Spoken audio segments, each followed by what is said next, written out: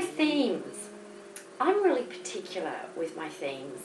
When I put together a theme for a client, as far as I'm concerned, it's about so much more than just the theme.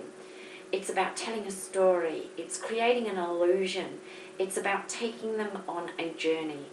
And I've always been a big believer that with any event, and this is especially so in themes, is that you need to use all five senses in an event. You need to basically experience your event. So you need to hear it, touch it, smell it, see it, and taste it. All of the five senses need to be brought alive with an event of any description. But as I say, it's certainly an area that you really need to look at a lot more when you're talking about themes. So in this unit, we're going to explore every single type of theme you can possibly imagine.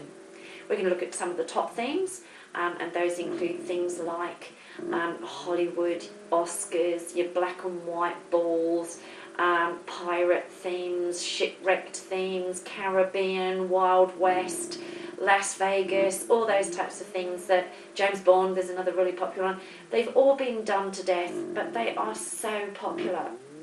There's a reason they've been done to death. It's because people really enjoy them. People can really feel as though they're being taken outside their everyday world and transported into something that they've never been to before.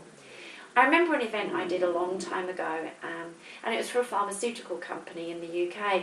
And pharmaceutical companies are known for not necessarily being the most outrageous of people.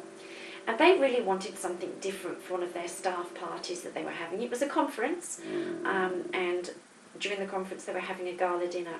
And they wanted something that was very different. So we decided to come up with a Space Odyssey theme for them. What we ended up doing was we actually wrote a script and produced a half-hour show for them that was all about launching into space on this Space Odyssey machine. And with the lighting effects that we used, we made it feel as though they were actually in the spaceship, and the spaceship started to judder, and they could feel it take off as they were eating. And we created this entire illusion for them, and they couldn't believe that the whole evening had been completely written for them, which it had, and we'd included different things about their company within the storyline, etc., etc. But that's what you do when you're doing a theme. However, having said that, themes can also be subtle too. Theming doesn't necessarily mean taking on a complete genre or a film or a person or a style. It can be a lot more subtle than that too. For example, it can just have, let's say, an autumn feel to it. So it's a lot more subtle. It's not an obvious thing that you're actually going with. Also in this particular unit, we're going to look at inspiration boards. How inspiration boards can actually help you come up with the theme for your event and work out your style, your decor, the feel, the music, the entertainment, the way it's going to look. I'm certainly a big one for inspiration boards because I'm a very visual person. As I say, I like to use all my senses. So my vision boards and my mood boards and inspiration boards always include material because I want to be able to feel it, I want to touch it, I want to know what it's going to feel like, whether or not the feel of that particular piece of material fits in with the theme that I've got. For example, when we're doing a Winter Wonderland theme, 9 times out of 10, we'll use crushed velvet white tablecloths, because it has the feel that I'm wanting to portray as part of it. Okay, so we're also going to look at some unique themes, some themes such as the Space Odyssey one that have been built specifically for clients, and just how you go about doing that. But one of the things I've always thought was one of the most important parts of doing anything was research. You'll be amazed how many event planners I've spoken to who have done absolutely no research whatsoever for any of the things that they've ever done. Well, research to me has always been the most important thing. The first time I ever did a Moulin Rouge theme, I'd never even seen the film.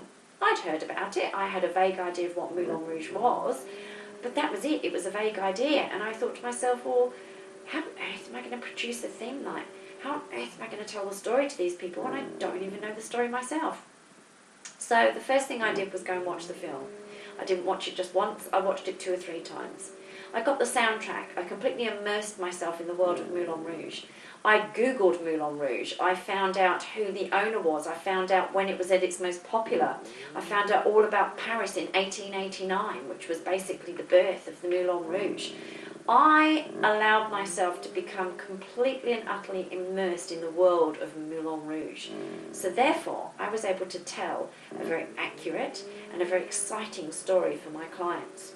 And that leads me on to the last part of this particular unit, which is all about storytelling.